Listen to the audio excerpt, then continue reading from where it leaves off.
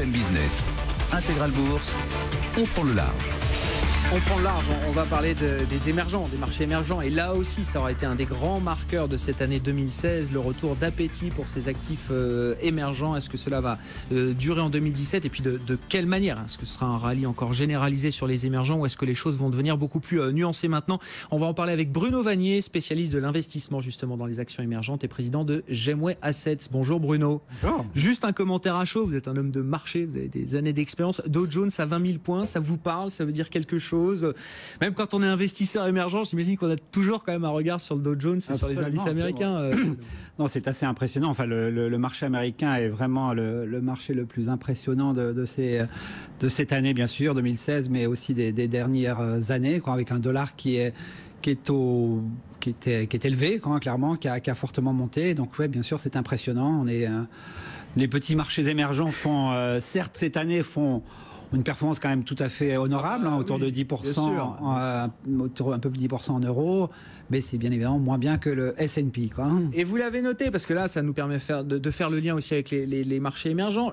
Le fait que le dollar continue de se renforcer et qu'on ait en même temps un marché américain très positif, plus 10, plus 15%, un Dow Jones à 20 000 points, oui, c'est logique, ça va ensemble, ou est-ce que là aussi, l'homme de marché se dit, attention, un dollar fort, à un moment, ça peut pénaliser aussi quand même certains secteurs et certains pans de l'économie américaine.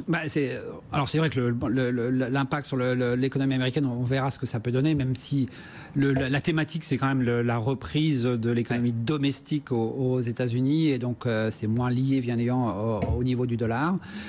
Sur les marchés émergents, on a coutume de dire et sur les matières premières également, on a coutume de dire que la hausse du dollar est mauvaise.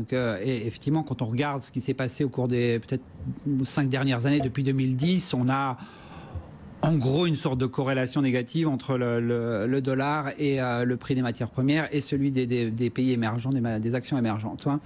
Il faut quand même rappeler que cette corrélation n'a pas toujours été la même. Même à certains moments, elle était plutôt dans le sens inverse.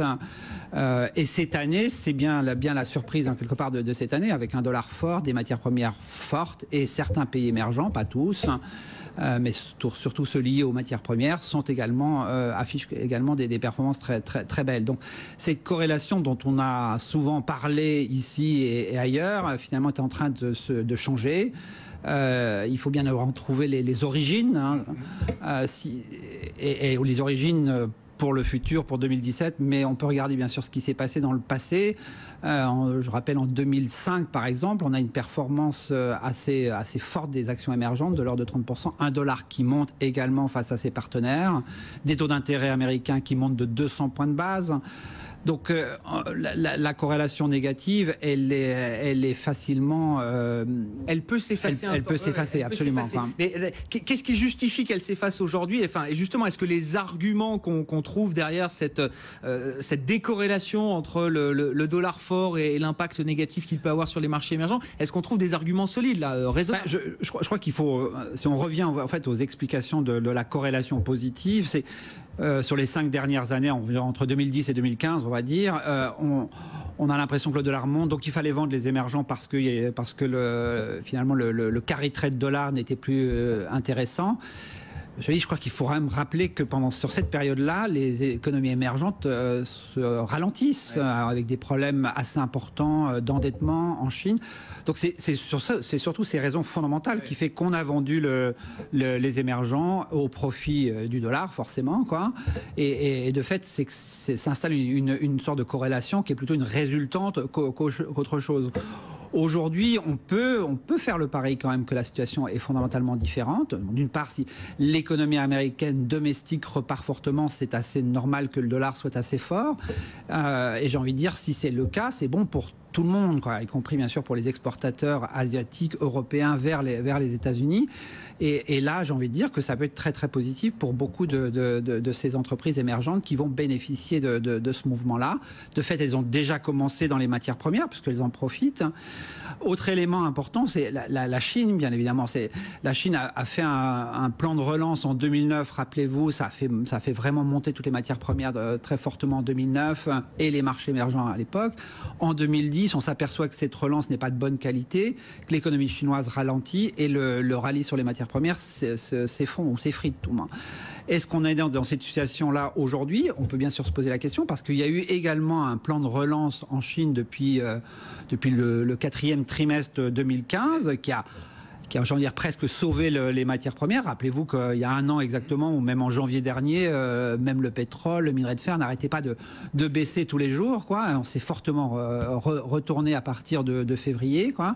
La Chine est sans doute une des raisons pour ça. Maintenant, la croissance chinoise n'est pas non plus d'une très très grande qualité. Là, elle a été financée quand même beaucoup par de la dette étatique. Alors les entreprises chinoises, à contrario, vont un peu mieux. Elles sont pas tombées dans le panneau du surinvestissement, j'ai envie de dire, et donc elles se sont refait une trésorerie, elles ont récupéré des marges de manœuvre, mais est-ce que cette demande chinoise, notamment liée à l'immobilier, est-ce qu'elle est pérenne? C'est bien sûr une question qu'on doit se poser pour 2017. Nous, on reste quand même relativement prudent là-dessus, quoi. Donc on n'est pas non plus extrêmement positif sur les perspectives des matières premières. On pourrait avoir quand même une période soit de stabilisation, soit de baisse légère. On est quand même bien. Voilà, je crois que correspond à peu près à ce que nous. Exactement, je crois que vous le disiez tout à l'heure, les anticipations, autant au niveau du niveau du Dow Jones, du dollar, du prix des matières premières, sont quand même relativement élevées, quoi. Alors, après, bien sûr, au niveau de l'offre des matières premières, on a eu des réductions, donc ça c'est positif pour le moyen terme, mais quand même un peu de prudence sur la demande chinoise. À moyen terme. Si vous estimez là qu'on arrive, alors que la demande chinoise, il faut rester prudent sur le paramètre de la demande chinoise, que derrière ça, effectivement, les matières premières sont peut-être un peu topiches aujourd'hui, en tout cas arrivent au bout de leur rallye. Qu'est-ce que ça veut dire en termes de perspective pour les marchés émergents? Parce que vous le disiez au début, ça a été une très bonne année 2016 de manière assez généralisée, mais quand on regarde dans le détail, les meilleures performances, ce sont les performances des pays producteurs de matières premières. Si on a un rallye matières premières qui s'arrête, qu'est-ce qui se passe pour la thématique émergente? Clairement, il faudra être sélectif. Encore une fois, cette année, il fallait être aussi sélectif, hein, parce que le Brésil, la Russie affichent des performances à 50%, mais la Chine a une performance plutôt décevante, l'Inde également, quoi. Donc le rallye n'est pas général, j'ai envie de dire, quoi. Et ben j'ai l'impression que 2017, ça va être un peu la même chose. Peut-être un peu moins au niveau des pays, mais plus au niveau des valeurs et des secteurs. Alors, c'est sûr que le niveau actuel du prix du minerai de fer, par exemple, est quand même nettement plus positif. Ça rend la situation brésilienne, le Brésil est un gros producteur de minerai, plus prometteuse. Donc le Brésil était encore en récession cette année en 2016. On peut estimer quand même qu'on va avoir une économie qui va se stabiliser, voire qui va être positive en croissance en 2017. C'est sans doute le cas également de la Russie. Donc on a quand même des nouvelles, j'ai envie de dire, au niveau économique, pas simplement au niveau des prix des matières premières, qui nous montrent une stabilisation de la situation. Et ça, c'est quand même assez positif. C'est quelque chose qu'on n'a pas connu depuis un certain temps, quoi. Pour autant, effectivement, certaines valeurs ont bien monté. Il ne faudra pas être forcément présente sur ces valeurs-là, mais on pourra être présente sur d'autres titres, d'autres secteurs. J'ai un secteur en tête, par exemple, la pharmacie. C'est vrai que c'est un secteur qui a été délaissé cette année. On peut le comprendre. Il y a plein de raisons, bien évidemment, qui expliquent tout ça, hein, surtout au niveau des États-Unis. Mais voilà, on a quand même des belles valeurs au niveau local. Qu'est-ce qu'on trouve là? Parce que les géants de la pharma, on les voit aux États-Unis, on les voit en Europe, on les voit en Suisse, mais ils sont aussi dans les émergents aujourd'hui. Il y a beaucoup de géants, peut-être pas, mais de petits géants locaux, quoi, hein.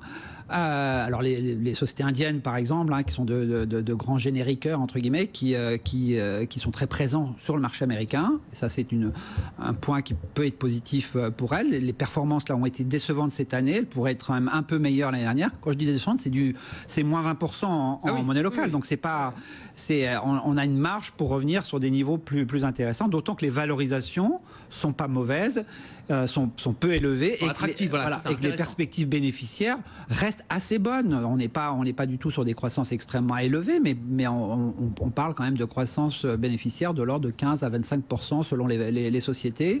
Je pense également à Hypermarcas, qui est une société brésilienne sur le marché brésilien, société qui s'est recentrée sur son métier de base, qui est les génériques pour la plupart, et qui a vendu une partie de ses activités non core. Là aussi, ça peut être un titre intéressant pour 2017. Hein.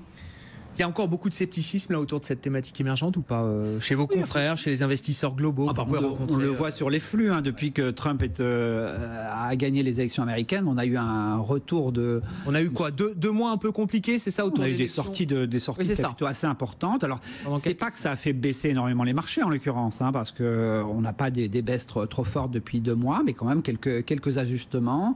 Il y a eu des nouvelles locales, notamment en Inde, qui ont créé un peu d'incertitude. Donc non, on est à des niveaux globalement sur les pays émergents qui sont très attrayants en termes de primes de risque, en termes de, j'ai envie de dire, de valorisation. Et c'est pas le désintérêt, mais en tout cas je dirais la méfiance est toujours très présente. Mais c'est ça qui rend les opportunités intéressantes. Le cas d'investissement encore plus intéressant, encore plus fort. Et j'ai envie de dire, c'est vrai que 2005, c'est une bonne année de comparaison, quoi, hein. C'était aussi l'année du coq, parce que je vous le rappelle, l'année prochaine, 2017, à partir de février, on rentre dans l'année du coq dans le calendrier chinois. On suivra la comparaison 2005-2017, donc 2 années du coq à suivre pour les marchés émergents. Merci beaucoup, Bruno. Merci beaucoup. Président de GEMWAY Assets avec nous, spécialiste de l'investissement dans les actions émergentes. On va marquer.